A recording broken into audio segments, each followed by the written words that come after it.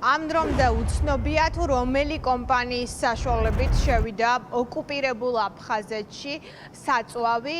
ჩვენ ვნახეთ განცხადება, რომელიც გაავრცელა ოკუპირებული აფხაზეთის დე-ფაქტო მთავრობამ. აფხაზური საინფორმაციო სააგენტო აფსნიპრესი ავრცელებს ამ პოზიციას, რომელშიც ვკითხულობთ, რომ მათ არ შეუშალეს ხელი საქართველოდან საწვავის შესვლას.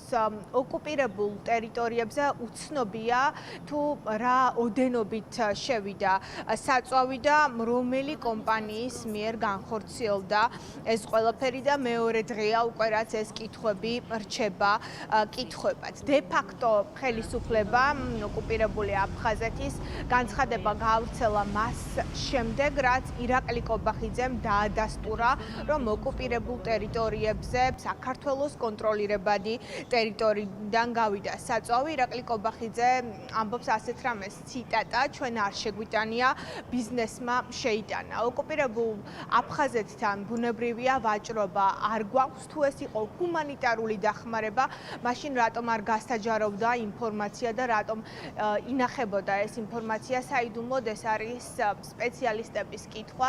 ის ადამიანები, რომლებიც წლებია მუშაობენ ოკუპირებულ აფხაზეთთან დაკავშირებულ თემებზე, ამბობენ, რომ ეს კითხვები არის ლეგიტიმური, მათ შორის ჩნდება კითხვა იმასთან დაკავშირებით. ოკუპირებულ ტერიტორიებზე თუნდაც ჰუმანიტარული მიზნით შეტანილი საწვავი მივიდა თუ არა მოქალაქეებამდე, თუ არსებობს რისკები, რომ ეს საწვავი აღმოჩენილიყო მათ შორის რუსეთის სამხედრო ბაზებზე.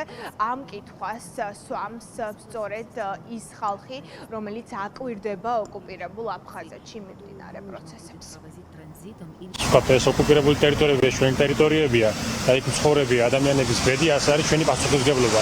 მაგრამ მეორე მხრივ ჭირდება დიდი სიფრთხილე, იმიტომ რომ ჩვენ ვიცით, რომ იქ იმყოფება ასე ვთქვათ სხვადასხვა მაგალითად რუსული სამხედრო ბაზები, იმყოფებიან სხვადასხვა ჯგუფები, არის კონტრაბანდის საფრთხის ასე ვთქვათ რეალობა, ხო შეიძლება კონტრაბანდულად გამოიყენებოდეს ეს ყველაფერი და აქედან გამომდინარე, რომ ჭირდება დიდი ასე ვთქვათ კონტროლი. როცა თუ კი არსებობს რაიმე მექანიზმი, რომ მიეწოდებოდეს ჰუმანიტარული ასე ვთქვათ დახმარებით ადამიანებს, იქნება ეს სახანძრო დაუშვათ სამედიცინო დახმარება და სხვა სახის დახმარება, უნდა მიეწოდებოდეს.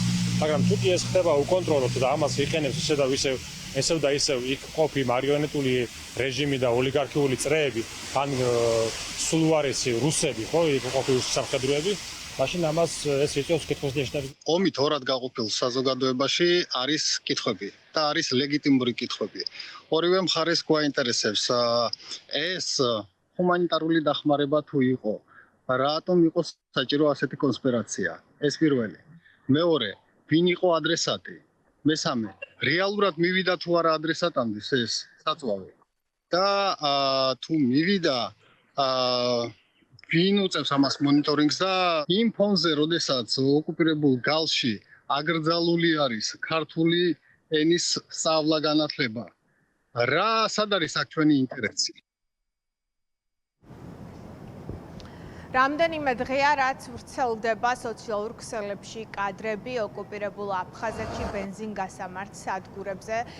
რამდენიმე კილომეტრიანი რიგები, კრიზისი, რომელიც ოკუპირებულ აფხაზეთში საწვავის შეტანასთან დაკავშირებით დადგა. სწორედ ამის შემდეგ გაირკვა, რომ საქართველოს კონტროლირებადი ტერიტორიიდან ოკუპირებულ ტერიტორიებზე საწვავი შევიდა. ახლა მთავარი კითხვა, რომელსაც უნდა გაეცეს პასუხი, რა ფორმით შევიდა საწვავი და რაოდენობით ოკუპირებულ ტერიტორიებზე და რომელმა კომპანიამ აიღო ამაზე პასუხისმგებლობა.